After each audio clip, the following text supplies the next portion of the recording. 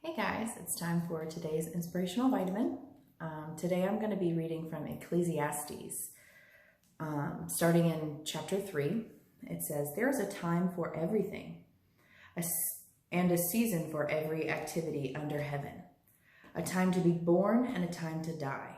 A time to plant and a time to uproot. A time to kill and a time to heal. A time to tear down and a time to build. A time to weep and a time to laugh, a time to mourn, and a time to dance. A time to scatter stones and a time to gather them, a time to embrace and a time to refrain. A time to search and a time to give up, a time to keep and a time to throw away.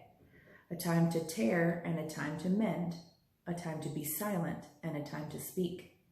A time to love and a time to hate, a time for war and a time for peace. What does the worker gain from his toil?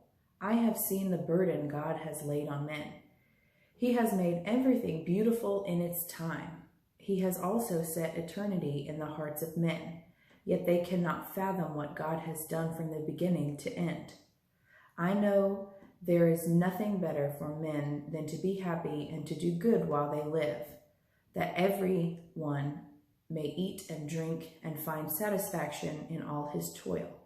This is a gift from God. I know that everything God does will endure forever. Nothing can be added to it and nothing taken from it. God does it so that men will revere him."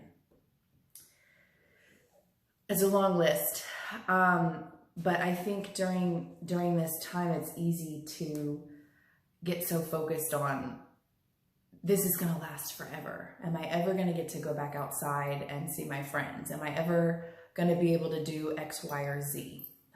But the scripture, it all boils down to God doing this so that we'll revere him and just really get connected to him and stay close to him. And I think while some of you might be in a time of mourning, loss of family because of the virus, or a time to dance, because you're at home by yourself and you can dance in your underwear, to just have the fun times. I think it's just really important to see that in all of this, the main point that the scripture talks about is that God did it so that we would revere him.